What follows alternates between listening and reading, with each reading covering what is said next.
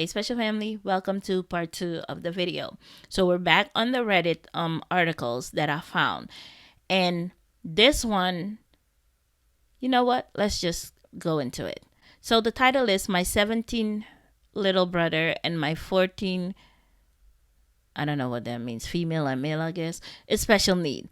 My parents give him all of their time and energy and have forgotten about me. I am starting to hate him. My little brother Paul has severe autism and other issues and is essentially a little kid trapped in a teenager's body. He throws violent screaming fits. He sometimes goes to the bathroom in his pants. He bites and scratches me and my parents. He is a nightmare to deal with. He's a recluse until some tiny thing set him off and then he explodes. My parents' 40s, in their 40s, have him in therapy and he sees various doctors every month for this condition. But I feel forgotten and unloved.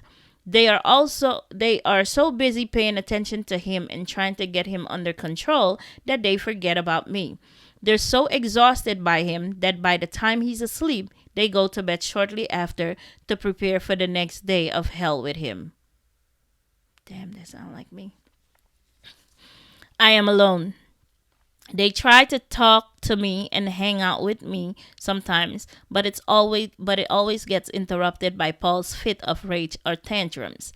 If I have a school play or choir concert, only one of my parents can go, never both, because somebody has to watch Paul. If I get a good grade in school and try to show my parents, they can only spend like a minute praising me before Paul gets jealous and loses it. I'm starting to hate him so much. I hate what he's done to my parents, how he's ruined our lives. I hate that he screams all the time, breaks stuff, hits and bites us. I hate that my friends can't ever come over to my house because Paul can't handle new people and will become violent. I hate that my parents aren't even in love with each other anymore because they're too busy with Paul to fix their marriage. I hate that my parents will be caring for him until they die, and then the responsibility will fall to my head that I wish he would just die.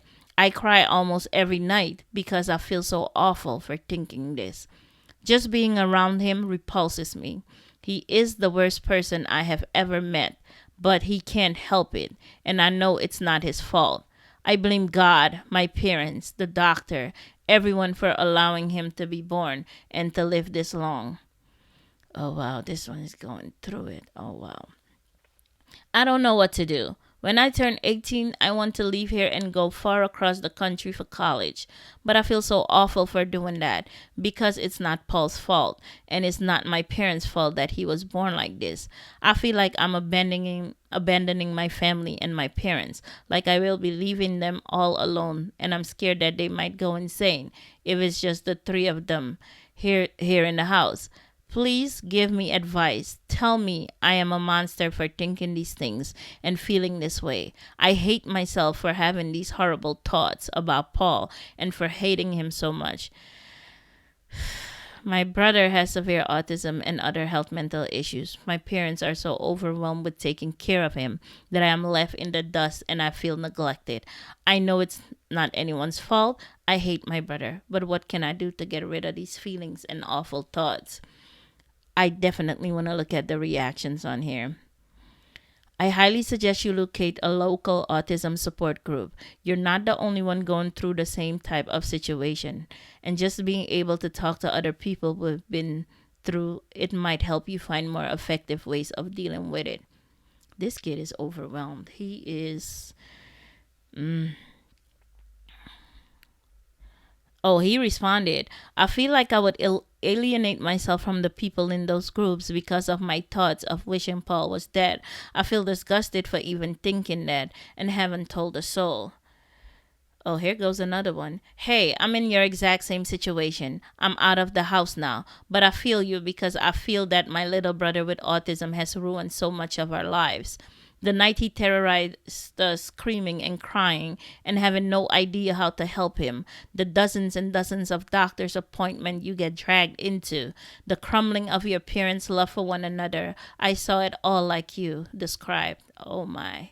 See, and we as parents, we don't stop to look at this side of it. Like we think we're just going and going and going because we have to and we have to. But the other kids sit there and they observe the situation. They observe us. They look at us and they see all the neglect that we provide. They see all the crumbling of our relationships. If it doesn't break you and make you stronger type of thing. They see it all and they don't know how to cope. Because now you've created a broken child, and that child, they don't know how to deal with stuff. And I'm glad that there are people on Reddit who motivate them and give them good advice, because they can talk to, most of them can talk to the parents. Not all of them, but most of them can't talk to the parents. This one says, I also spend nights sobbing and not being able to sleep because I have so much guilt of hating my own brother for ruining so many lives, especially knowing I am responsible for this family member when my parents die, who has drained so many resources and hours. And at the end of the day, we don't know if he even loves us. Well, that comes with it. He is the reason I will never have my own children, as I can't imagine ending up with a child with autism. I am not strong enough to do it again. Oh my gosh. Oh, poor baby. Doesn't even want to have kids because he's scared. Oh. You should really confide in your parents these feelings you're having. As guilty as you feel, it's an unfair situation, and your feelings are valid, even in hatred. They're thinking ahead. They hopefully have arranged for at least some relative to step up and be in the picture if they were to die. Does Paul have godparents? Also, are your parents in an autism support community of some kind, even if it's just online? I know my mom at least found some solace in that during the tough times. Ooh.